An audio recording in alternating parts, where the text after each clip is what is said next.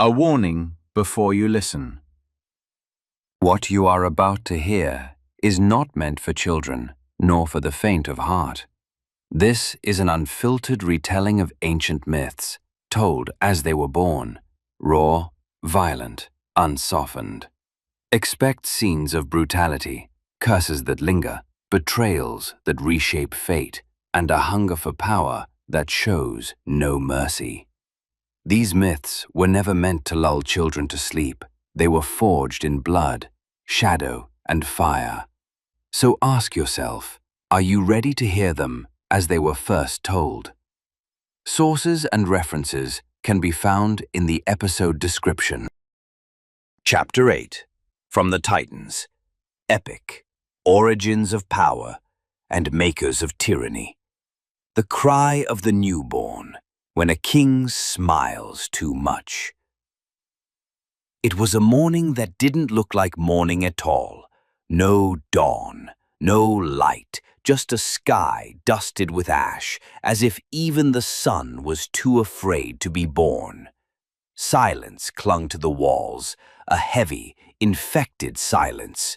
The air sliced into the lungs like a wound that had never been stitched. Rhea was neither asleep nor awake. She hung suspended between a betrayal already done and a cry she did not know whether it would rise from her mouth or from her womb. Her hand lay over her belly, not in comfort, but like one feeling a ticking bomb. The child moved inside her, but it wasn't the gentle pulse of life. It was a warning, as if her womb had become a prison preparing for its own explosion. She whispered in the hollow of her soul, "Who are you? What burns behind your eyes? A flame to guide me, or to burn me alive?" Elsewhere in the palace, Cronus passed like a god dripping monarchy. Each step issued judgment, each glance demanded submission, and each smile pronounced a death. He didn't see the unborn as a child. He saw a signature, another stamp on his decree of tyranny. And Rhea? She watched him in silence. Not the silence of love, but the silence of a mother who knows what stirs within her is not a baby, but a warning, a weapon, a slap in the face of the throne.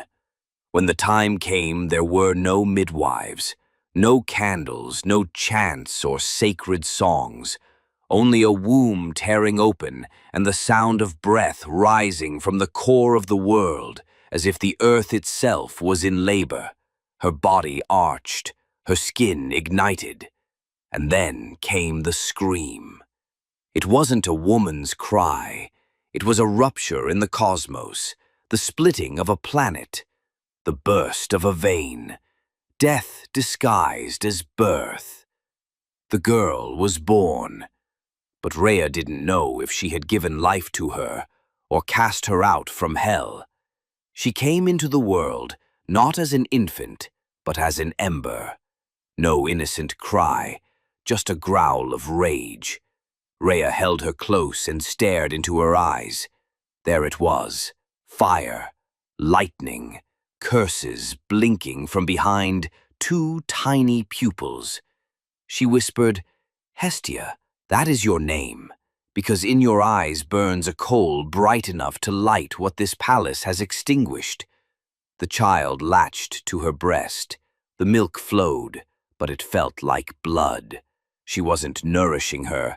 She was saying goodbye. Then the door opened. Cronus. He walked not like a father, but like a verdict. He looked at the newborn. He did not see her eyes. He did not hear her breath. He only saw timing. He stepped forward, reached out. Rhea spoke a soundless no, but he did not stop. He took the child as one might take a sword to dismantle it. The baby didn't cry.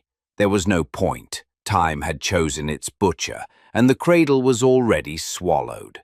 Cronus said, "Don't worry, she won't cry for long." And then he left. Rhea remained, bleeding from a place no one could see. She sat there, milk dripping from a chest that no longer remembered how to feed. She was no longer a mother, just a witness to a slaughter that began in the womb and wouldn't end until the throne itself fell. She whispered to herself, "I should have screamed when she was still inside me, but she came out and was slaughtered." And in Rhea's chest, one thought burned like a scar. Kings who smile too much usually kill too much. Outside, Cronus was smiling too much. This chapter of the epic has come to an end, but remember, what you've just heard is not a record of facts, but the echo of a myth, a story born from the imagination of the ancients, etched into the long memory of humankind.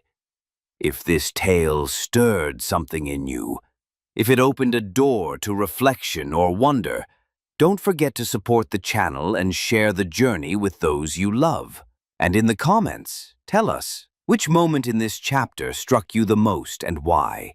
We'll meet again in the next chapter of this audio odyssey through time.